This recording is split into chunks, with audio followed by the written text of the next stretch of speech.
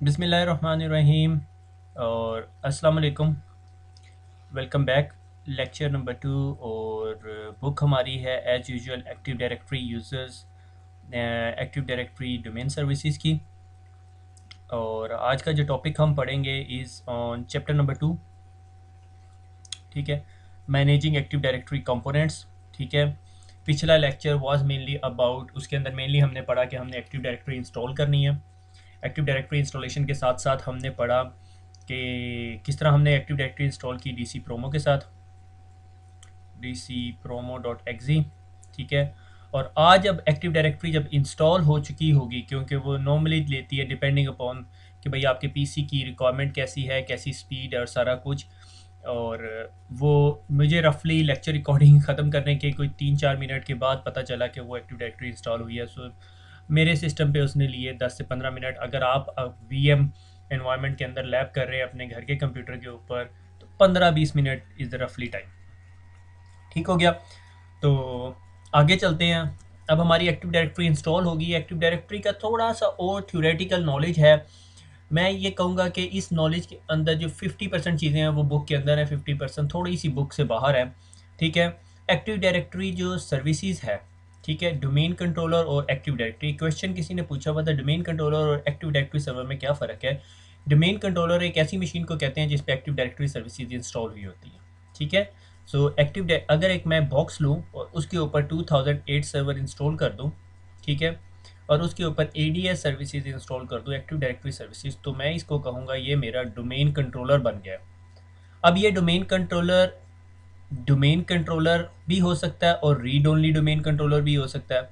ठीक है, read only domain controller हम पीछे पढ़ चुके हैं कि रीड ओनली डोमेन कंट्रोलर एक ऐसा कंट्रोलर होता है जो मेन कंट्रोलर से इन्फॉर्मेशन ले रहा होता है, मगर उसकी इन्फॉर्मेशन रीड ओनली होती है। अगर कल को वो कंप्रोमाइज़ हो जाता है तो कोई उस कंट्रोलर को यूज़ करते हुए मेरी मेन जो एक्टिव डायरेक्टरी है उसकी इन्फॉर्मेशन को कंप्रोमाइज़ नहीं कर सकता, यानी ये इन्फॉर्मेशन कंप्रोमाइज़ नहीं होगी।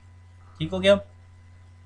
अच्छा, एक्टिव डायरेक्टरी के अंदर जो सा है ना, यानी 2008 जो सर्वर है उसके अंदर जो डिज़ाइन है इस कॉल्ड अ मॉड्यूलर डिज़ाइन। ठीक है, ये 2008 R2 के बारे में बात कर रहा हूँ कि विंडोज़ 2008 R2 का जो डिज़ाइन है इसका नाम मॉड्यूलर डिज़ाइन। उसके अंदर दो किस्म के फीचर्स नज़र आएंगे। अब तक आपको पता चल चुका होगा अगर आपने एक्टिव पुराना सर्वर का पेपर पढ़ लिया है। One is called a feature role and second is called features. Role जो से हैं वो मेन रोल्स कहलाते हैं। ठीक है, like DHCP server is a role, ठीक है, DNS server is a role. Features क्या कि स्मॉल एड ऑन्स टाइप चीज़ है, ये 2008 के अंदर उन्होंने इंट्रोड्यूस की और मेनली R2 के अंदर। ठीक है, 2008 और R2 एक ही चीज़ है, मगर जब हम बात करेंगे, हम सारी लैब्स करेंगे वो R2 के अंदर करेंगे। ठीक है, 2008 के अंदर एक जो नई चीज़ उन्होंने इंट्रोड्यूस की इस called read only domain controller, जिसको अभी हम ऊपर डिस्कस कर चुके हैं और हमने उसकी लैब भी की हुई है। ठीक है, और एक जो बहुत इंपॉर्टेंट चीज़ जो मुझे बहुत पसंद है 2008 R2 के अंदर की is active directory is a restartable. Restartable से मुराद ये कि एक्टिव डायरेक्टरी रीस्टार्ट हो सकती है। पहले 2008 से पहले क्या होता था कि आपको अगर एक्टिव डायरेक्टरी हैंग होगी या कोई प्रॉब्लम हो गया जिसकी वजह से आपको करना पड़ गया रीस्टार्ट, नॉर्मली माइक्रोसॉफ्ट वर्ड के अंदर आपके बहुत सारे प्रॉब्लम जो हैं वो रीस्टार्ट से सॉल्व हो जाते हैं। तो इस सोल्यूशन के अंदर आपको डोमेन कंट्रोलर की सर्वर को रीस्टार्ट नहीं करना पड़ेगा, सिर्फ एक्टिव डायरेक्टरी रीस्टार्ट हो जाएगी। ग्रैनुलर पासवर्ड पॉलिसी, ये बहुत अच्छी पॉलिसी है। ठीक है, कि आप अगर एक ग्रुप के ऊपर एक स्पेसिफिक पासवर्ड पॉलिसी लगाते हैं, ठीक है, तो आप सिर्फ ग्रुप्स पे लगा सकते थे। ठीक है, इसके अंदर अब ग्रुप के अंदर एक स्पेसिफिक बंदे तक के ऊपर जाके पॉलिसी लग सकती है। ठीक है, एक्टिव डायरेक्टरी डीबी स्नैपशॉटिंग, जिस तरह आपको पता है कि एक्टिव डायरेक्टरी जो सी है वो डेटाबेस होती है। ठीक है, ntds.dit एक फ़ाइल होती है जिसका मैंने बताया था, हम आज देखेंगे। ठीक है, जब हम एक्टिव डायरेक्टरी इंस्टॉल कर रहे थे उसने पूछा था NTDS और सिसवॉल का फोल्डर कहाँ पे रखना है। ठीक है, तो ntds.dit जो ये फाइल होती है आप इसका स्नैपशॉट ले सकते हो। ठीक है, snapshot mean sort of backup. ठीक है, एक और नया फीचर ये is called active directory recycle bin. अब रिसाइकल बिन का भी फीचर हो गया। अगर आप पिछले जो एग्ज़ाम पढ़ा है हमने, जो विंडोज़ 2008 सर्वर का था, उसमें अगर आपको याद हो तो मैंने आपको बताया था कि एक्टिव डायरेक्टरी को आपको रीस्टोर मोड में जाके रीस्टोर करना पड़ता है अगर आपका कंपोनेंट डिलीट हो जाए। 2008 R2 के अंदर ये फीचर उन्होंने ऐड किया कि एक्टिव डायरेक्टरी अब रिसाइकल बिन भी आ गया कि अगर आप कोई कंपोनेंट डिलीट कर देते हैं तो आप उसको रीस्टोर कर सकते हैं। ठीक है, फिर एक्टिव डायरेक्टरी विंडोज़ 2008 R2 के अंदर सर्विस पैक 1 भी आ गया और सर्विस पैक 1 ने आपको एक दो फीचर्स और एक्स्ट्रा दिए हैं, ठीक है। इसकी मैं फर्दर डिटेल में नहीं जाऊँगा। One of the important feature is called VM, ठीक है। जो हाइपर वी इसका फीचर है, हाइपर वी अभी हम आगे जाके पढ़ेंगे। हाइपर वी जो सा है कि भाई एक सर्वर को वर्चुअलाइज मशीन्स बना दी जाए, विंडोज़ 2008 के अंदर भी हो सकता है ये, आपको वी एम वेयर इंस्टॉल करने की ज़रूरत नहीं। उसमें डायनेमिक मेमोरी एलोकेशन कर देता है वो क्लाइंट मशीन्स पे, ये पहले नहीं था, ठीक है। मुझे अच्छी तरह याद नहीं, maybe I am wrong, ठीक है, मुझे इस बात पे पकड़ना नहीं। मेरे ख्याल में सर्विस पैक 1 में रफली 200 से 300 अपडेट्स हैं, ठीक है। तो सर्विस पैक 1 बड़ा इंपॉर्टेंट सर्विस पैक है 2008 के अंदर। और एक जो सा है ग्राफिकल परफॉर्मेंस को इंक्रीज़ किया, ठीक है।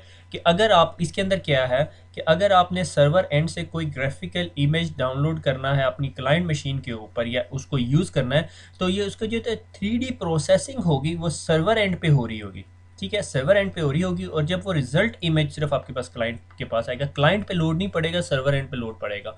तो 3D जो सा है वो इमेज जो सा है वो प्रोसेस होता है वो सर्वर एंड पे, ना कि क्लाइंट एंड पे, ठीक है। वापस एक्टिव डायरेक्टरी में चलते हैं। एक्टिव डायरेक्टरी जो सी है, हमें पता है कि एक ऐसी डेटाबेस है, ठीक है, जिसके अंदर तमाम ऑब्जेक्ट्स की इंफॉर्मेशन पड़ी हुई होती है, ठीक है, तमाम ऑब्जेक्ट्स की इंफॉर्मेशन पड़ी होती है और वो ऑब्जेक्ट की इंफॉर्मेशन एक डेटाबेस फाइल के अंदर पड़ी होती है, ठीक है। फिर उसके बाद मैंने आपको लास्ट लेक्चर में पढ़ाया था LDAP protocol, lightweight directory access protocol, ठीक है। ये क्या है कि अगर मेरे पास एक शेल्फ है, ठीक है, दैट इज़ माई DB, ठीक है, और इसके अंदर तमाम ऑब्जेक्ट्स पड़े हुए हैं, ठीक है। एक ऑब्जेक्ट ये पड़ा है, एक ये पड़ा है, एक ये पड़ा हुआ है, एक को पेंटागोन टाइप की शक्ल दे देते हैं, एक को सर्कुलर, एक को फिर सर्कल, ठीक है। ये ऑब्जेक्ट्स पड़े हुए हैं, ठीक है।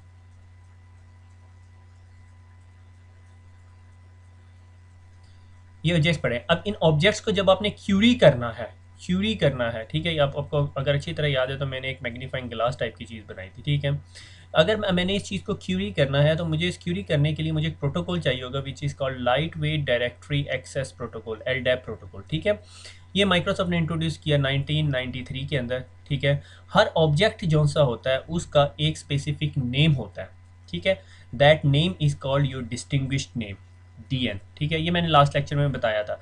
अब LDAP प्रोटोकॉल का एक सिंटैक्स होता है, ठीक है, एक एक way of identifying the object. से मैंने कहा ये जो ऑब्जेक्ट था, ये जो ऑब्जेक्ट था ये कोई एक टेक्स्ट फाइल थी या कुछ स्टफ पड़ा हुआ है, ठीक है। से मैंने कहा मेरे पास एक C ड्राइव के ऊपर एडमिन्स के फोल्डर के अंदर काशिफ डाटा .txt फाइल पड़ी हुई है। तो LDAP प्रोटोकॉल उसको नाम कैसे देगा, उसको अपनी लैंग्वेज में कैसे लिखेगा। वो कहेगा कॉमन नेम, कंटेनर नेम या कैनोनियन नेम, ठीक है, CN is equal to Kashif data, ठीक है। या जो जो ऑब्जेक्ट है वो काशिफ डाटा है, ठीक है। अब वो ऑब्जेक्ट कहाँ पे पड़ा हुआ है, ठीक है, ये तो हो गया काशिफ डाटा के नाम की कोई चीज़ है, either it can be a text file और कोई भी चीज़, ठीक है। तो उसने कहा अच्छा, उसके बाद उसका सेकंड सेंटेक्स की लाइन होगी ऑर्गेनाइजेशनल यूनिट, ठीक है। ऑर्गेनाइजेशनल यूनिट अभी हम आगे पढ़ेंगे, OU is equal to admins. तो उसका लिंक काशिफ डाटा कोई एक ऐसी चीज़ है जो एडमिन्स में पड़ी हुई है। अब बात ये, सवाल ये पैदा होता है ये काशिफ डाटा और एडमिन पड़े कहाँ पर हुए में, ठीक है। तो that is called domain name, ठीक है, domain controller, Urdu IT academy और फिर कॉम। तो हमें पता चल गया इस पूरे सेंटेक्स से, ठीक है, कि उर्दू IT academy.com में कोई एडमिन का कंटेनर है, उसके अंदर काशिफ डाटा के नाम पे कोई ऑब्जेक्ट पड़ा हुआ है, ठीक है। तो LDAP इस तरह क्यूरी करता है उस चीज़ को जाके, और ये सारी इन्फॉर्मेशन, ये सारी की सारी, ये जो सेंटेक्स पूरे का पूरा मैंने डिस्कस किया है, इस कॉल्ड अ डिस्टिंग्विश्ड नेम। आपकी एक्टिव डायरेक्टरी के जो डेटाबेस है उसके अंदर जितने ऑब्जेक्ट्स पड़े हुए होते हैं हर एक का एक डिस्टिंग्विश्ड नेम है, जिस तरह नाम से पता चल रहा है डिस्टिंग्विश्ड होगा, ठीक है, जो हर एक को दूसरे से डिस्टिंग्विश करता है और ये सॉर्ट ऑफ हायरार्की भी बन जाती है, ठीक है। तो this is all your active directory, जिसके अंदर तमाम यूज़र्स के data, folders, objects, printers, PCs, user के अकाउंट, ग्रुप्स, परमिशन, सारा कुछ वहाँ पे पड़ा हुआ होता है। मैं भी आपको ये फाइल भी दिखाता हूँ, ठीक है, डेफिनेटली मैं खोल के नहीं देख सकता। उसके बाद एक कॉन्सेप्ट था ग्लोबल कैटलॉग, ठीक है। ग्लोबल कैटलॉग अगर आपको अच्छी तरह याद है, जब हम एक्टिव डायरेक्टरी की इंस्टॉलेशन कर रहे थे, जहाँ पर उधर एक पेज आया था जिसमें उसने DNS सर्वर्स के बारे में लिखा हुआ था, DNS सर्वर सेलेक्ट किया हुआ था, उसके ऊपर रीड ओनली डोमेन कंट्रोलर था और उसके ऊपर ग्लोबल कैटलॉग सर्वर था और वो टिक हुआ हुआ था और वो ग्रेड आउट था, ठीक है। तो ग्लोबल कैटलॉग सर्वर क्या, कौन सा सर्वर होता है? फर्स्ट थिंग फर्स्ट, कोई भी domain controller can be a global catalogue server. कोई भी डोमेन कंट्रोलर, ठीक है, आपकी डोमेन के अंदर कोई भी domain controller global catalogue server हो सकता है, ठीक है। और आइडियल इन्वायरमेंट, अगर आपके पास प्रोसेस स्टोरेज के इशू नहीं है, तो तमाम डोमेन कंट्रोलर जो से हैं वो ग्लोबल कैटलॉग सर्वर हो सकते हैं, ठीक है। अब ग्लोबल कैटलॉग सर्वर के लिए मुझे एक छोटी सी स्टोरी बनानी पड़ेगी कि मैंने कहा ये मेरे पास एक डोमेन है, ठीक है, उसके अंदर दो डोमेन कंट्रोलर्स पड़े। ये थोड़ी बड़ी डोमेन है, इस वजह से मैंने इसके लिए दो डोमेन कंट्रोलर रख दिए। अब इन दोनों डोमेन कंट्रोलर्स के पास अब जो डेटाबेस की फाइल है वो आपस में अपडेटेड होगी, copy of domain dB file होगी, दोनों के पास डोमेन की डेटाबेस की फाइल होगी, ठीक है। अब अगर इधर एक बैठे हुए यूज़र ने, ठीक है, ये मैंने यूज़र बना दिया, ठीक है, इस यूज़र ने इस डोमेन से बाहर, ठीक है, इस डोमेन से बाहर से मैंने कहा ये डोमेन थी और इस डोमेन के अंदर दो डोमेन कंट्रोलर और थे, ठीक है, सब डोमेन्स, और इधर फिर एक जो सा है ओ ट्री था और उसके पास भी दो डोमेन्स थी, ठीक है, और इधर भी छोटी सी बड़ी डोमेन बना दी हमने, ठीक है। अब इधर से किसी यूज़र ने कोई रिसोर्सेज एक्सेस करने हैं जो इस डोमेन पे पड़े हुए हैं, ठीक है, तो उसको एक्सेस करने के लिए कोई भी रिसोर्सेज जो हमने अपनी outside the domain within a forest या within among the different trees या within a sub child domains और किसी तरह भी एक्सेस करने हैं, तो वो क्यूरी मैं किधर करूँगा, मैं अपने ग्लोबल कैटलॉग सर्वर के पास करूँगा। अगर मेरे पास ये दो सर्वर्स थे और मैंने कहा इनमें से जो सा एक सर्वर है जो ये येलो कलर का सर्वर है, ठीक है, that is my global catalogue server, ठीक है।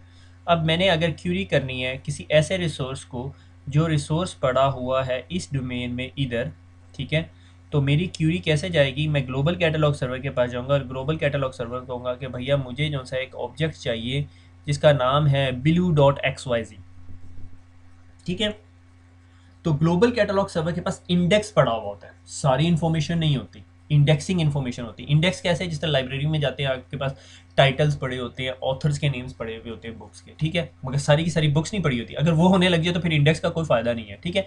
तो ग्लोबल कैटलॉग सर्वर के पास सिर्फ इंडेक्सिंग इन्फॉर्मेशन पड़ी होती है all the objects with in the forest, ठीक है। तो ये यूज़र जो है वो ग्लोबल कैटलॉग सर्वर के पास जाता है, ग्लोबल कैटलॉग सर्वर को कहता है कि भैया मैंने ये चीज़ लेनी है, ठीक है, और वो फिर फॉरेस्ट में से उसे क्यूरी करके उसको वो ऑब्जेक्ट का पाथ नेम और जो इन्फॉर्मेशन रिक्वायर्ड होती है वो दे देती है, ठीक है। जिस तरह एग्जैक्ट एग्जांपल जिस तरह आपने लाइब्रेरी में जाना होता है तो आपको मिलती है, ठीक है। तीन चार छोटे छोटे points, global catalogue server doesn't hold a full record of each object, ठीक है, ये सिर्फ सबसेट ऑफ इंफॉर्मेशन अपने पास रखता है, यानी जिस तरह मैंने आपको बताया था कि इंडेक्स इंफॉर्मेशन, ठीक है।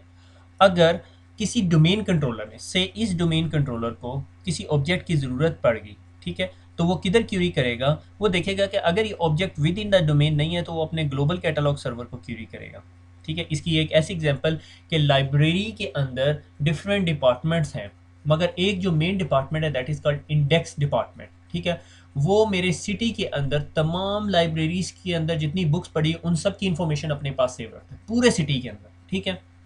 अब अगर मैंने मुझे किसी एक ऐसे बुक की ज़रूरत पड़ी जो मेरी लोकल लाइब्रेरी में नहीं है, तो मैं फिर उस मेन इंडेक्सिंग डिपार्टमेंट के पास जाऊंगा, उन्हें कहूँगा यार मुझे ये बुक चाहिए, मुझे ये बताओ कि मुझे सिटी के अंदर या पूरे सूबे के अंदर या पूरे मुल्क में ये लाइब्रेरी की बुक कहाँ से मिलेगी, इस टाइटल की बुक कहाँ से मिलेगी। तो वो जो डिपार्टमेंट है is called your global catalogue server.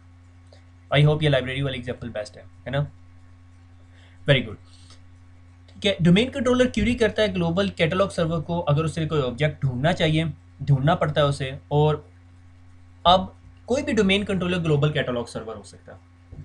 अगर मेरे पास एक डोमेन के अंदर तीन डोमेन कंट्रोलर्स हैं, मैं तीनों को ग्लोबल कैटलॉग सर्वर कर सकता हूँ, ठीक है, मगर minimum one global catalogue server चाहिए होता है on each forest, which is not a good practice. Ideally अगर मेरे पास फॉरेस्ट है और आजकल के ज़माने में जब रिसोर्सेज कोई इशू नहीं रहे, तो मैं जो सा है एक डोमेन एक ग्लोबल कैटलॉग यहाँ पे बना देता हूँ, एक ग्लोबल कैटलॉग सर्वर यहाँ पे बनाता हूँ, और ग्लोबल कैटलॉग सर्वर का डोमेन कंट्रोलर होना भी लाजमी है। ये नहीं हो सकता कि आपने मशीन रखी उसे ग्लोबल कैटलॉग बना दिया, ठीक है। आजकल बेस्ट प्रैक्टिस ये कि तमाम डोमेन कंट्रोलर्स हो जाए। अब सवाल ये पैदा होता है, जब मैंने डोमेन कंट्रोलर की कॉन्फ़िगरेशन रन की थी तो उस वक्त उसने तो नहीं मुझे दिखाया था, ऑप्शन नहीं दिया था ग्लोबल कैटलॉग सर्वर बनाने का। उसकी वजह ये थी कि वो first domain controller in the forest था, इस वजह से, ठीक है। अगर आप में से अब कुछ लोग ये सोच रहे होंगे कि अगर मैंने देखना हो कि मेरा कंप्यूटर जो सा है वो ग्लोबल कैटलॉग सर्वर है या नहीं है, तो आप डोमेन कंट्रोलर के अंदर चले जाएं, ठीक है, मैं आपको अभी डोमेन कंट्रोलर के अंदर लेके जाता हूँ। ठीक है, ये हमारा active directory users and computers का मैं इंट्रोडक्शन अभी थोड़ी देर में दूंगा आपको। ठीक है, यहाँ पे डोमेन कंट्रोलर्स में जाएं तो ये आपका डोमेन कंट्रोलर है जो अभी हमने रिसेंटली पिछली वीडियो के अंदर इसे डोमेन कंट्रोलर बनाया था। ठीक है, जब आप सर्वर 1 पे क्लिक करेंगे तो ये देखो डोमेन कंट्रोलर टाइप जो है वो ग्लोबल कैटलॉग सर्वर भी है, यानी ये डोमेन कंट्रोलर के साथ साथ ग्लोबल कैटलॉग सर्वर भी है। ठीक है, अगर मैं इसकी प्रॉपर्टीज़ में जाता हूँ, ठीक है, domain controller type global catalogue, ठीक है, इसके अंदर ऑपरेटिंग सिस्टम और फर्दर इन्फॉर्मेशन है वो अभी हम इसको अभी टच नहीं कर रहे। जब आप NTDS सेटिंग में जाएंगे तो ये देखिए आपके पास ग्लोबल कैटलॉग का चेक बॉक्स आ रहा है। अगर आपने इसे अनसेलेक्ट करना है तो आप इसे अनसेलेक्ट कर सकते हो, मगर अभी के करंट सिनेरियो के अंदर हम इसे अनसेलेक्ट नहीं कर सकते क्योंकि this is the only domain controller in our whole forest और डोमेन। ये सिर्फ एक डोमेन कंट्रोलर है, तो मिनिमम एक ग्लोबल कैटलॉग सर्वर होना चाहिए हमारे पास। ठीक हो गया, वापस आते हैं अपनी लैब की तरफ, अपनी स्लाइड्स की तरफ आगे चलते हैं। ग्लोबल कैटलॉग समझ लिया, डोमेन कंट्रोलर समझ लिया, अब आगे हम एक्टिव डायरेक्टरी एडमिनिस्ट्रेशन कि हमने अब एक्टिव डायरेक्टरी जो सी है, मैं इस पिक्चर को देख के ज़्यादा हंस रहा हूँ। ठीक है, एनीवे एक्टिव डायरेक्टरी जो सी है, एक्टिव डायरेक्टरी को मैनेज करना है। हमने जब एक्टिव डायरेक्टरी इंस्टॉल कर ली तो वो कोई 3-4 कंपोनेंट्स इंस्टॉल करती है, जिसमें से एक जो सबसे इंपॉर्टेंट कंपोनेंट होता है इस कॉल्ड है active directory users and computers. ठीक है, मैं उसको लिखता हूँ active directory users and computers. ठीक है, एक और चीज़ अभी माइक्रोसॉफ्ट 2008 के अंदर आई है, एक्टिव डायरेक्टरी एडमिनिस्ट्रेशन कंसोल। ठीक है, एक्टिव डायरेक्टरी एडमिनिस्ट्रेशन कंसोल अभी तक चैप्टर नंबर 2 में आपके साथ नहीं डिस्कस की। वो और active directory users and computer रफली सिमिलर काम करते हैं, मगर एक्टिव डायरेक्टरी एडमिनिस्ट्रेशन कंसोल एक बेहतर काम ये करती है कि आपको एक्टिव डायरेक्टरी के ऊपर नॉर्मली आपके टेक सपोर्ट को बेसिक जो से 2 या 3 काम करने पड़ते हैं, 2 से 3 काम करने पड़ते हैं। वो क्या है? यूज़र नेम बनाना, ठीक है, यूज़र नेम नहीं, यूज़र अकाउंट उसे कहना चाहिए। यूज़र अकाउंट बनाते हैं, ठीक है, पासवर्ड रीसेट करते हैं। ठीक है, बजाय इसके कि हम उन्हें active directory users and computer पे एक्सेस दें, हम उन्हें क्या एक्टिव डायरेक्टरी एडमिनिस्ट्रेशन कंसोल पे एक्सेस ले लो, वहाँ से ये सारे काम हो सकते हैं, इट्स मोर ईजियर। ठीक है, अच्छा, तो एक्टिव डायरेक्टरी का जो एडमिनिस्ट्रेशन के लिए आपको active directory users and computer में जाना पड़ेगा, इसको भूल जाओ अभी। ठीक है, ये अभी आपकी बुक में डिस्कस नहीं हुआ हुआ। ठीक है, चैप्टर नंबर 2 तक डिस्कस नहीं हुआ, आगे देखेंगे। अगर नहीं हुआ हुआ तो मैं अब आपको दिखा दूंगा वैसे। ठीक है, एक्टिव डायरेक्टरी के अंदर अब जब हमें एक्टिव डायरेक्टरी बना ली तो हमने यूजर्स को मैनेज करना है। ठीक है, तो ये area is called our snap in, that is called our console tree. ठीक है, ये डिटेल पैन है, ये एक्शन पैन है, ये शो एंड हाइड आइकन्स है, ये मैं दिखाऊंगा अभी आपको थोड़ी देर में। अब सवाल ये पैदा होता है एक्टिव डायरेक्टरी एडमिनिस्ट्रेशन करनी कैसे है। Microsoft management console is your friend, use it. बहुत सारे लोग इसे यूज़ नहीं कर सकते मगर करते, मैं लाइक करता हूँ। रिमोट सर्वर एडमिनिस्ट्रेशन टूल के अगर आप में से कुछ लोग ऐसे हैं जो विंडोज़ 7 की मशीन पे बैठे हुए हैं या किसी ऐसी मशीन पे बैठे हुए हैं जो एक्टिव डायरेक्टरी नहीं है, तो आपके पास वो active directory users and computer और साइट्स और रेप्लिकेशन वाले ऑप्शंस नहीं आएंगे। उसकी वजह ये है कि आपके पास इंस्टॉल नहीं हुए हुए। तो आपको क्या करना पड़ेगा, remote server administration tool install करना पड़ेगा, और इसकी लैब मैंने आपको पिछले पेपर के चैप्टर लेक्चर नंबर 7 के अंदर पढ़ाई कराई हुई है। ठीक है, remote server administration tool is just a tool जो आप इंस्टॉल करेंगे तो फिर आपके पास active directory users and computer का आइकन आ जाएगा। ठीक है, इसकी इस स्लाइड के ऊपर बाद में आते हैं। पहले मैं ज़रा अब आपको ये जो 3-4 पॉइंट्स पढ़ाए हैं वो करा दूं, और उसके बाद फिर मैं वापस आऊँगा, और मेरे ख्याल में इस स्लाइड पे आए बगैर ही मैं ये वाले पॉइंट्स भी करा दूंगा आप लोगों को। तो वापस चलते हैं हम अपने डोमेन कंट्रोलर की तरफ।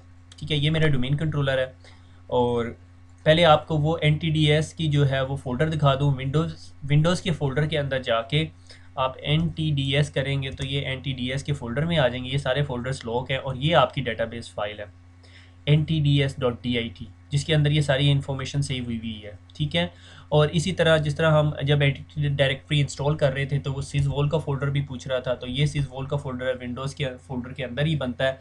ठीक है, ये फ़ोल्डर नॉर्मली यूज़ हो रहा होता है अगर आपकी with in the domain replication, और अगर डोमेन कंट्रोलर्स ने आपस में एक दूसरे के साथ कोई इन्फॉर्मेशन शेयर करनी होती है तो वो ये सिजवोल का फ़ोल्डर यूज़ करते हैं। ठीक है, अच्छा, अब active directory users and computer में आ गए।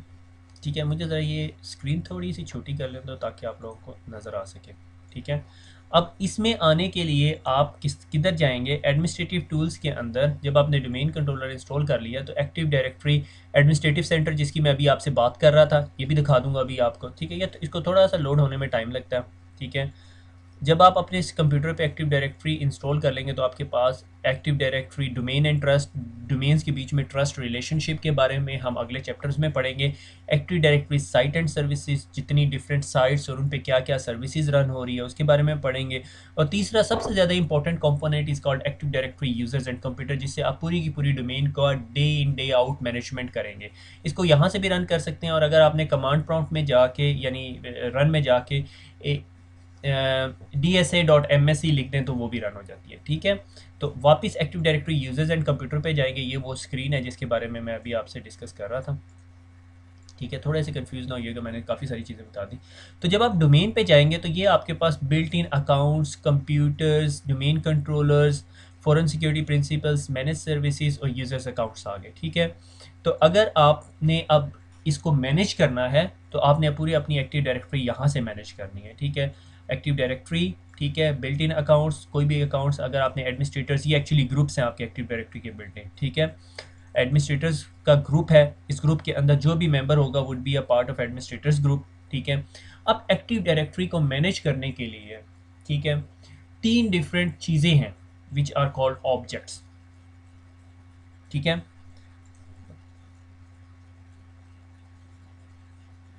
ठीक हो गया, मैं सिर्फ ये चेक कर रहा था कि मैंने कोई चीज़ मिस तो नहीं की, ठीक है। तो सबसे पहले इधर जाने से पहले, इस पे जाने से पहले मैं एक काम ये करता हूँ कि आपको मैनेजमेंट कंसोल दिखा देता हूँ, ठीक है। MMC करेंगे, एंटर करेंगे, ये आपका माइक्रोसॉफ्ट मैनेजमेंट कंसोल ओपन हो गया है। और अब इसके अंदर आप अपनी मर्ज़ी के टूल्स ऐड कर लें जो आपको डे इन डे आउट में ज़रूरत पड़ते हैं। File add and remove snap in, और यहाँ से आप बैठ के आपके रिमोट पड़े हुए सर्वर्स के टूल्स भी इंपोर्ट कर सकते हो और यहाँ से मैनेज कर सकते हो। Like active directory users and computer मुझे ऐड करना है, ठीक है। एक्टिव डायरेक्टरी साइट्स रेप्लिकेशंस भी ऐड करनी है, DNS भी कर सकते हो, इवेंट व्यूअर भी कर सकते हो, ठीक है। जब आप ये सारा कुछ ऐड कर लोगे वो कहेगा कौन से कंप्यूटर का करना है, मैंने कहा लोकल कंप्यूटर में, क्योंकि मैं यहीं पे बैठा हुआ हूँ। और उसको ओके कर देंगे, आपके डेस्कटॉप पे एक आइकन बन जाएगा स्नैप इन का, ठीक है। और फाइल सेव और डेस्कटॉप और एडमिन कंसोल्स, तो आपके पास ये सारी की सारी कंसोल्स हो जाएंगी। आपने जब भी इन्हें ओपन करना होगा आप इस पेज को ओपन करेंगे और आपके पास ये खुल के आ जाएंगे और आप इधर से मैनेजमेंट कर सकते हैं। That is the point of Microsoft management console कि आप अपनी मर्जी के हिसाब से टूल बॉक्स सेट कर लें। अब यहाँ तक हो गए, अब हमने क्या करना है, अब हमने एक यूज़र का अकाउंट बनाते हैं। पहले यूज़र का अकाउंट बनाना है इज़ कॉल्ड एन ऑब्जेक्ट। मगर यूज़र का अकाउंट बनाने से पहले मैं आपको एक चीज़ पढ़ाना चाहता हूँ, is called an organisational unit.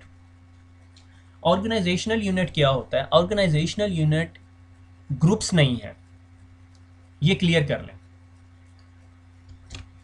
Organisational unit groups नहीं है। ऑर्गेनाइजेशनल यूनिट सिर्फ यूज़ होते हैं जहाँ पर आपने ने एडमिनिस्टर करने हैं, एडमिनिस्ट्रेटर कंटेनर्स हैं। कि एडमिनिस्ट्रेटर कहता है अच्छा इन पे अब मैंने सिक्योरिटी परमिशंस लगानी है, तो मैं क्या करता हूँ कि मैं तमाम फाइनेंस के यूज़र्स को एक जगह रख देता हूँ, तमाम IT के यूजर्स को एक जगह रख देता हूँ क्योंकि उन पर परमिशंस लगानी है। This is called administrative containers, not a security containers, ठीक है। सिक्योरिटी परमिशंस, या अगर आपको एक फोल्डर पे एक्सेस चाहिए तो उस फोल्डर के लिए मैं कहता हूँ अगर कोई बंदा इस ग्रुप का मेंबर है, ठीक है, तो उसको इस फोल्डर पे एक्सेस दे दी जाए। अगर वो इस ग्रुप का मेंबर नहीं है तो उसको एक्सेस नहीं दी जाएगी। उससे OU पे कोई फर्क नहीं पड़ेगा। OU हाँ अलबत्ता GPOs, ग्रुप पॉलिसी ऑब्जेक्ट्स, आपके OUs के ऊपर लगते हैं, ठीक है। इस स्लाइटली कंफ्यूजिंग कॉन्सेप्ट, मगर अब मैं आपको समझा दूंगा, ठीक है। तो हम शुरू करते हैं। एक्टिव डायरेक्टरी की जो बेस्ट मैनेजमेंट होती है वो कहाँ से शुरू की जाती है कि आप कहते हो कि मुझे पहले जो सा एक और ऑर्गेनाइजेशनल यूनिट बनाना है, ठीक है। तो आप कैसे करते हो, डोमेन को सिलेक्ट करते हो और वहाँ पे जाके आप कहते हो कि मुझे एक न्यू ऑर्गेनाइजेशनल यूनिट बनाना है, ठीक है। और आपने कहा मैंने अब ऑर्गेनाइजेशनल यूनिट क्या बनाना है, मैं ऑर्गेनाइजेशनल यूनिट बनाता हूँ IT के स्टाफ का ऑर्गेनाइजेशनल यूनिट बनाते हैं। और ये एक जो चेक बॉक्स है ये बहुत इंपॉर्टेंट चेक बॉक्स है, ये अभी रिसेंटली 2008 के अंदर आया है, ठीक है। That protects container from accidental deletion. अगर मैं इसको अनसेलेक्ट कर दूँ, ओके कर दूँ, तो एडमिनिस्ट्रेटर गलती से डिलीट का बटन दबाए तो ये कंटेनर डिलीट हो जाएगा। ऑर्गेनाइजेशनल यूनिट कंटेनर, जिसके अंदर अभी मैंने यूज़र्स ऐड करने शुरू करने हैं या कंपोनेंट्स या ऑब्जेक्ट्स ऐड करने शुरू करने हैं। मैंने कहा अच्छा protect container from accidental deletion और ओके कर दिया। अब मैंने आईटी का ऑर्गेनाइजेशनल यूनिट बना दिया। अब इस ऑर्गेनाइजेशनल यूनिट के अंदर पे फर्दर ओयूज़ भी बनाए जा सकते हैं, ठीक है। मगर मैं इसको जब राइट क्लिक करता हूँ तो मैं इसकी थोड़ी सी डिस्क्रिप्शन लिख देता हूँ जो कि हम लोग नहीं लिखते होते, ठीक है। आईटी डिपार्टमेंट, ठीक है, आईटी डिपार्टमेंट। अगर आपने स्ट्रीट, सिटी, एड्रेस ये सारा कुछ देना है तो दे दें, जो कि बहुत सारे लोग नहीं देते, ठीक है। अब मैंने कहा कि मेरी जो डोमेन है ना urduitacademy.com, उसके जो है ईस्ट एंड वेस्ट दो डोमेन्स हैं, ठीक है। मगर मैंने क्या किया हुआ है, एक्चुअली डोमेन्स दो नहीं है, उसकी जो ऑफिसेज हैं दो हैं, एक ईस्ट है एक वेस्ट है।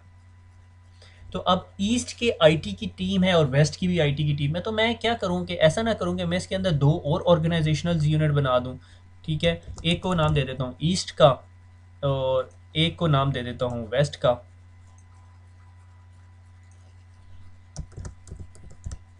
अब ईस्ट के अंदर एक यूज़र है, वो बनाना है। अब ये ऑर्गेनाइजेशनल यूनिट बन गए, आईटी के अंदर ईस्ट एंड वेस्ट। कल को अगर मुझे कोई परमिशन देनी है यार वेस्ट के यूज़र्स पे एक स्पेसिफिक पॉलिसी लगा दो, तो ये मेरे लिए इजी मैनेजमेंट हो जाएगी। ऑर्गेनाइजेशनल यूनिट की जो स्ट्रक्चर है वो आपका बहुत सोच समझ के, बहुत प्लानिंग के साथ आपने करना है, थॉटफुल प्रोसेस से गुजर के करना है। ये नहीं है कि आप सुबह आए चलो यार आज डोमेन कंट्रोलर इंस्टॉल करते हैं और ये कर लें, ठीक है। ऐसे कभी डोमेन कंट्रोलर इंस्टॉल नहीं होता। ऐसे जब भी डोमेन कंट्रोलर इंस्टॉल होता है तो वो कंपनी की फीचर नीड्स को पूरा नहीं कर सकता। फिर आप लोग सोचते हो ये तो बड़ा काम ख़राब हो गया, फिर आप गलती से यूज़र्स के अकाउंट भी डिलीट करते हो। अब ईस्ट के अंदर मैं कहता हूँ यार ईस्ट के अंदर ना 3 कैटेगरी के यूज़र्स हैं। ये कौन सी कैटेगरी के हैं, ठीक है। अब उन कैटेगरीज को फिर हमें ओयूज के अंदर डालना चाहिए, ठीक है। ईस्ट के अंदर एक जो ग्रुप ऑफ यूजर्स है आर कॉल्ड एडमिन्स। एक ग्रुप ऑफ यूजर्स जो उनसे हैं वो आर कॉल्ड, उसे क्या कह सकता हूँ मैं, सपोर्ट के यूज़र हैं। और एक ग्रुप ऑफ यूज़र जो से एडमिन हो गए, सपोर्ट हो गया। सपोर्ट में मैंने तमाम लोग डाल दिए, एडमिन्स में एडमिनिस्ट्रेटर्स डाल दिए या मैनेजर्स डाल दिए। और एक जो से हैं नॉर्मल यूज़र्स, मगर उनको मैं आईटी में नहीं डालूंगा, उन्हें कहीं और डालूंगा। ये आईटी की टीम है, एक एडमिनिस्ट्रेशन की साइड पर है और एक सपोर्ट की। एडमिनिस्ट्रेशन साइड के वो हैं जो डोमेन कंट्रोलर्स को देखते हैं, एप्लीकेशंस को देखते हैं और सारा कुछ करते हैं। सपोर्ट वाले वो हैं अगर किसी की एप्लीकेशन में कोई मसला आ गया तो वो, मगर इन तमाम यूज़र्स को अच्छे राइट्स होंगे, ठीक है। तो एडमिन्स के अंदर मैं एक अब यूज़र का अकाउंट बनाने लग हूँ। यूज़र का अकाउंट बनाने के लिए दोबारा राइट क्लिक करूँगा और यूज़र पे जाऊँगा। यूज़र का फर्स्ट नेम से मैंने कहा Taha, last name Kashif. Taha's first name is Mohammad Taha Kashif. अब यूज़र लॉगिन नेम क्या होगा? User login name is a question mark. Different organizations की डिफरेंट पॉलिसी हैं। एक ऑर्गेनाइजेशन की पॉलिसी ये है कि first name dot last letter of the first second name और द लास्ट नेम, और last name dot first name.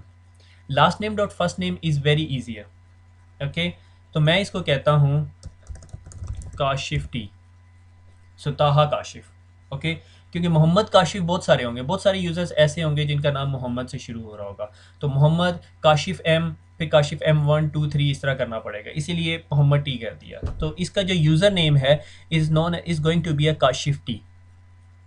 तो हम जिसका जिसका यूज़र का अकाउंट होगा उसे पता होगा, या फिर हम कह सकते हैं ताहा के।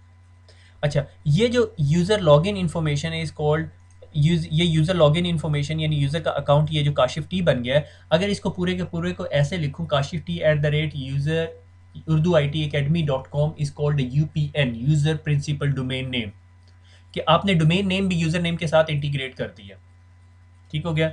और अगर प्री विंडोज़ में जाएगा तो उसे कुछ इस तरह लिखना पड़ेगा उर्दू IT Academy / और काशिफ टी। तो विंडोज़ 2008 से पुरानी जो ऑपरेटिंग सिस्टम है, जो कि आई होप आपको उनसे एक्सपीरियंस ना ही पड़े तो बहुत अच्छा है, ठीक है। और देखो अगर आप इस स्क्रीन को बड़े ध्यान से देखो तो ये देख रहे हो उर्दू IT Academy के अंदर, IT के अंदर ईस्ट में एडमिन का यूज़र है, ठीक है। ये सॉर्ट ऑफ डिस्टिंग्विश नेम बनना शुरू हो गया आपका। अब हम इसको नेक्स्ट करते हैं, तो वो पूछ रहा है कि भैया इसका पासवर्ड दे दो। तो मैंने कहा जी ठीक है, मैं इसको पासवर्ड दे देता हूँ। और इसको पासवर्ड दे दिया।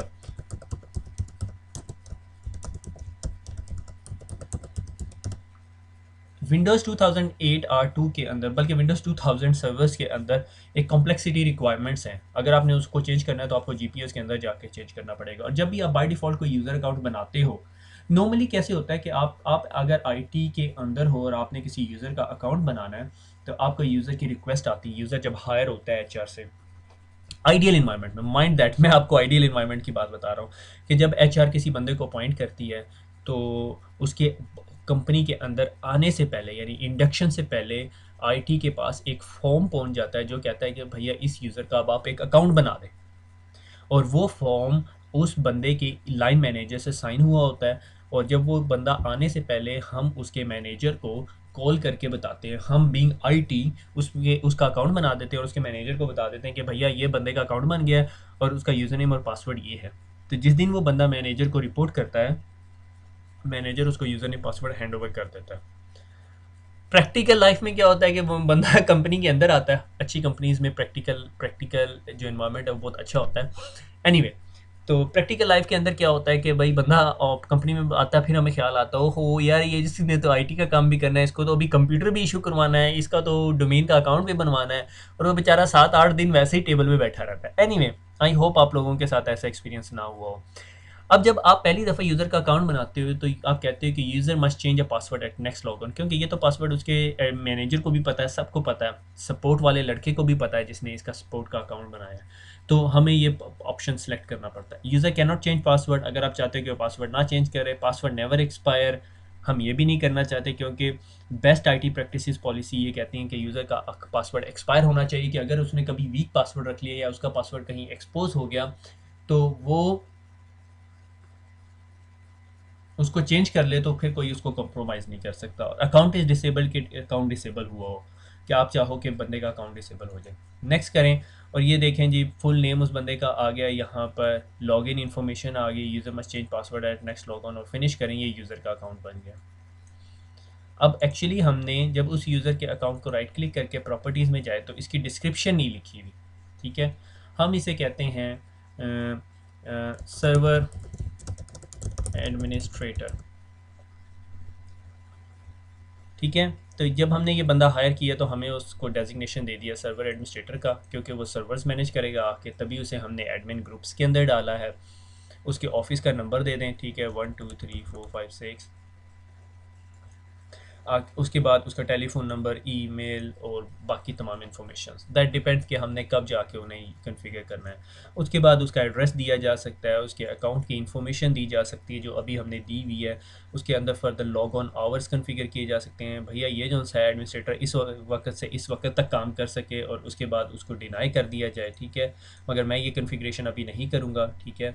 और लॉक द अकाउंट, अकाउंट को लॉक करना है, अकाउंट एक्सपायर कब हो, उसकी फिर प्रोफाइल की इन्फॉर्मेशन, फिर टेलीफोन की information, organisation, members of. By default जितने यूज़र्स आप ऐड करते हैं are the member of domain users group. ये वो ग्रुप्स हैं जहां पर हम उस यूज़र की स्पेसिफिक सिक्योरिटी सेटिंग्स करते हैं। ये अभी हम थोड़ी देर में जाके देखेंगे। तो यहाँ पर इन शॉर्ट ये कि हमारा एक यूज़र बन गया, उसका हमने टाइटल भी दे दिया सर्वर एडमिनिस्ट्रेटर, और वो जनाब जी सर्वर एडमिनिस्ट्रेटर बन चुके हैं। अब हमने क्या किया, अभी तक हमने ऑर्गेनाइजेशनल यूनिट बना दिया, ऑर्गेनाइजेशनल यूनिट की ये अंदर एक यूज़र का अकाउंट बना दिया। अब हम एक ग्रुप भी बना देते हैं, ठीक है। माइक्रोसॉफ्ट के अंदर बिल्ट इन ग्रुप्स ये बने हुए हैं। हम चाहते हैं नहीं यार, हमें ना कोई एक स्पेशल ग्रुप बनाना है। हमारी ऑर्गेनाइजेशन के अंदर एक एप्लीकेशन चलती है जिसका नाम है उर्दू ऐप, ठीक है। तो मैं कहता हूँ एडमिन अंडरस्कोर उर्दू ऐप, ये एक एप्लीकेशन है, ठीक है। आप सोच रहे एप्लीकेशन है तो ये ग्रुप का नाम क्यों दे रहा है, क्योंकि जो भी बंदा इस ग्रुप का मेंबर होगा वो उस एप्लीकेशन को मैनेज कर सकता है, उसको चला सकता है। तो जब भी हमारी ऑर्गेनाइजेशन के अंदर कोई बंदा आएगा, हम उसके मैनेजर जब वो फॉर्म फिल करेगा, जिस फॉर्म की मैं अभी बात कर रहा था जो आपके पास आएगा आइडियल एनवायरनमेंट्स के अंदर, तो उसके ऊपर उस हमारे पास चेक बॉक्स होंगे, इसे किस किस चीज़ पे एप्लीकेशन पे एक्सेस चाहिए, सही है। और चलो इसको और इजी कर लेते हैं आप लोगों के लिए। हम इसे क्या कहते हैं, हम इसको कहते हैं जी इंटरनेट। हमने कहा जो बंदा इस ग्रुप का मेंबर होगा वो सिर्फ वही इंटरनेट यूज़ कर सकता है। हम ये भी कर सकते हैं। तो हम इससे शुरू करते हैं। हमने कहा जी जो बंदा इस ग्रुप का मेंबर होगा वो इंटरनेट यूज़ कर सकेगा। अब सवाल ये पैदा हो सकता है कि हम अभी ये ग्रुप किस तरह लिंक होगा इंटरनेट के साथ। जब आप प्रॉक्सी सर्वर इंस्टॉल करेंगे तो आप कहोगे प्रॉक्सी सर्वर, जो बंदा इंटरनेट ग्रुप का मेंबर है सिर्फ उसे इंटरनेट यूज़ करने दे, और इसके अलावा किसी को इंटरनेट यूज़ ना करने दे, तो फिर इंटरनेट यूज़ करने देगा। अब ग्रुप के ना 3 डिफरेंट स्कोप्स होते हैं और ग्रुप्स की टाइप्स होती है। ये हम अभी आगे जो चैप्टर नंबर 10 या 11 में है मेरे ख्याल में, मुझे अच्छी तरह याद नहीं है, उसमें हम जाके डिटेल में डिस्कस करेंगे। बहरहाल हमने एक ग्रुप बना दिया, ये ग्रुप बन गया इंटरनेट का। अगर मैं इस ग्रुप को क्लिक करूं तो इधर इसकी डिस्क्रिप्शन लिख सकता हूं, member of this group can access internet. आप ये देख रहे हैं कि जब जितने आप ये काम करते जाएंगे इतनी मैनेजेबिलिटी, अंडरस्टैंडिंग ईजी हो जाएगी। इसके साथ नोट्स लिख सकते हैं, लाइक मेरी बेस्ट प्रैक्टिस ये है, you can not be member of this group without the approval of your line manager and XYZ form need to be submitted। ठीक हो गया कि आपने कहा कि आप इस ग्रुप का मेंबर नहीं हो सकते जब तक लाइन मैनेजर, अगर आपका कोई टेक सपोर्ट का बंदा किसी को ऐड करे तो उसे पता चल जाएगा। अब आपने देखना हो कि इस ग्रुप के अंदर कौन कौन है। अभी तक किसी को हमने इंटरनेट की एक्सेस नहीं दी। चलो अब हम कहते हैं कि ये जो सर्वर एडमिनिस्ट्रेटर साहब हमने हायर किए हैं उनको ऐड कर लेते हैं। अब हम अगले स्टेप, अगली इंफॉर्मेशन के अंदर या अगले लेवल के अंदर स्टेप करने लगे। अब मैं किस तरह करूँगा, एक तरीका ये है कि मैं जौन सा हूँ एडमिनिस्ट्रेटर के अंदर जाके ताहा को राइट क्लिक करूँगा, प्रॉपर्टीज़ में जाऊँगा और इधर मेंबर ऑफ में जाके ऐड करूँगा। अब ये सर्च ऑप्शन आ गया कि आपने एक्टिव डायरेक्टरी सर्च करनी है। दूसरा ऑप्शन क्या है, दूसरा ऑप्शन ये है कि मैं ग्रुप्स में जाऊंगा, यहाँ इंटरनेट ग्रुप को खोलूँगा, डबल क्लिक करूँगा, मेंबर्स, ऐड, और इधर ग्रुप को ऐड करूँगा। अब मुझे यूज़र का नाम याद है कि ताहा है और चेक नेम करूँगा तो वो मेरे लिए ताहा ढूंढने गया और उसको ताहा नहीं मिला। उसकी वजह यह है कि मैंने यूज़र का नाम नहीं सही लिखा, ऑब्जेक्ट का नेम पूरा नहीं लिखा या ऑब्जेक्ट की इंफॉर्मेशन पूरी नहीं डाली। मैं क्या करता हूँ, मोहम्मद ताहा था या ताहा के था, काशिफ टी था मेरे ख्याल में, चेक नेम, और ये देखो ये पूरे का पूरा यूज़र का नाम आ गया आपके पास। ठीक है, अगर आपको फर्दर एग्जांपल्स चाहिए तो ये आप जब इस पर क्लिक करते हो तो ये आपको सर्चिंग एग्जांपल्स दे देता है। अच्छा, अब मैंने यहाँ पे ओके किया तो वो यूज़र जो सा है वो इस ग्रुप का मेंबर बन गया, और कल को अब मैं ये इस ग्रुप को जब भी अपना प्रॉक्सी सर्वर कॉन्फ़िगर कर रहा हूँ तो मुझे क्लियर होगा कि जब प्रॉक्सी सर्वर कॉन्फ़िगर हो रहा होगा तो प्रॉक्सी सर्वर कहेगा किन किन यूज़र्स को इस डोमेन में से एक्सेस देनी है इंटरनेट की, तो मैं कहूँगा सिर्फ इस स्पेसिफिक ग्रुप को देनी है। अब कल को जितने यूज़र्स आते जाएंगे वो इस इंटरनेट ग्रुप के मेंबर बनते जाएंगे। अगर मेरी कंपनी के अंदर 500 यूज़र्स हैं, 400 को इंटरनेट ग्रुप की परमिशन है, तो मैं जब भी इसे खोलूँगा तो मुझे पता चल जाएगा 500 यूज़र्स हैं। अब एक अगले स्टेप की तरफ चलते हैं। मैंने एक कंप्यूटर अकाउंट बनाना है, राइट क्लिक किया, न्यू कंप्यूटर अकाउंट, क्लिक किया, कंप्यूटर का नाम से मैंने कहा मेरी कंपनी का नाम था उर्दू आईटी, तो मैंने कहा UITA और आगे कंप्यूटर का नाम। ठीक है, नॉर्मली तमाम ऑर्गेनाइजेशंस के अंदर जब भी कोई डिवाइसेस नहीं आती हैं या हार्डवेयर नहीं आता है तो उनको एसेट टैग्स किया जाता है, एसेट लगाए जाते हैं ताकि इन्वेंट्री मेंटेन की जा सके। तो मैं हमारी कंपनी के अंदर जितने कंप्यूटर्स हैं उनके ऊपर एक स्टिकर लगा हुआ है जो उनकी एसेट इन्फॉर्मेशन है और उसको हम मेंटेन करते हैं इन्वेंट्री में। तो हमने कहा कि तमाम कंप्यूटर्स पे जो एसेट नंबर लगा हुआ है, जो वैल्यू नंबर लिखी है, लाइक उस कंप्यूटर के ऊपर लिखा 1 2 3 4, तो उसका एसेट लेबल भी यही होगा और उसका नाम भी यही होगा। ठीक हो गया। Assign this computer as a pre Windows 2000। हमने कहा हमारे पास कोई ऐसी मशीन नहीं है, हमने इसको ऐसे ही ओके कर दिया, ये मशीन बन गई। जब मैं इसको क्लिक करूँगा तो मैंने कहा ये किसकी मशीन है, ये मैंने कहा सर्वर एडमिनिस्ट्रेटर्स कंप्यूटर। बहुत कम जगहों पे ऐसी इंफॉर्मेशन ऐड होती है। ठीक है, तो आपको जब भी आपको कल को कोई चीज़ सर्च करनी पड़ेगी तो आपको पता चल जाएगा कि यार ये सर्वर एडमिनिस्ट्रेटर का कंप्यूटर है। अगर ये कोई स्पैम्स भेज रहा है, ये भेज रहा है, तो उसके पास डेफिनेटली कोई टूल इंस्टॉल है जो इस तरह के काम कर रहा है। ठीक हो गया। तो आज हमने जो एक्टिव डायरेक्टरी के अंदर यूज़र का अकाउंट बनाया, ऑर्गेनाइजेशनल यूनिट बनाया, एक ग्रुप बनाया, कंप्यूटर का अकाउंट बनाया, तो हम एक्टिव डायरेक्टरी के अंदर बहुत सारे इस तरह के काम कर सकते हैं, बल्कि आप कंप्यूटर्स के अंदर जाके फर्दर ग्रुपिंग करना चाहते हैं तो आप ये भी कर सकते हैं। इससे आगे हम चलते हैं तो इस called a search option. Okay, अब अगर मैंने किसी यूज़र या किसी कंप्यूटर के अकाउंट को ढूंढना है और मैं यहाँ पे लिखता हूँ UITA 1234 और फाइंड करता हूँ तो ये मुझे नहीं मिलेगा। उसकी वजह क्या है कि उसकी वजह ये है कि मैं यहाँ पे किस चीज़ को फाइंड कर रहा हूँ, यूज़र कॉन्टेक्ट्स एंड ग्रुप्स को, मगर मैं कंप्यूटर्स को फाइंड नहीं कर रहा। मैं यहाँ पे कंप्यूटर का बटन दबाऊँगा और अब उसके बाद मैं कहूँगा UITA, ठीक है, बस मुझे इतना ही पता है। और फाइंड का बटन दबाऊंगा तो ये मुझे बता देगा अच्छा जी ये पीसी ये है हमारे पास। मैं इसको राइट क्लिक करके प्रॉपर्टीज़ करके उसके ऑपरेटिंग सिस्टम की इन्फॉर्मेशन, मेंबर ऑफ, डेलीगेशन या कुछ भी कर सकता हूँ, तो सारी इन्फॉर्मेशन सेट कर सकता हूँ। ये सारे टैब्स हम लोग आहिस्ता आहिस्ता पढ़ेंगे, बल्कि लोकेशन टैब मुझे बहुत पसंद है कि आप इसके लोकेशन वगैरह भी डिफाइन कर सकते हैं। एनीवे, यहाँ तक बात क्लियर होगी कि सर्च ऑप्शन है, आप यहाँ पे computer organisational unit, custom search, custom query वगैरह भी डिफाइन कर सकते हो। ठीक है, कि variable of the query starts with किस तरह, ठीक है, नेम टाइप इन कंप्यूटर्स के अंदर देखना है या एंटायर डायरेक्टरी या पूरी डोमेन के अंदर देखना है, कंप्यूटर्स के अंदर देखना है या ग्रुप्स के अंदर देखना है। It's a different way. और अगर आपने सर्च ढूंढनी है तो ये यहाँ पर आपके पास सर्च का ऑप्शन है, या डोमेन को राइट क्लिक करके फाइंड के ऑप्शन से भी जा सकते हैं। ठीक है, वापस चलते हैं।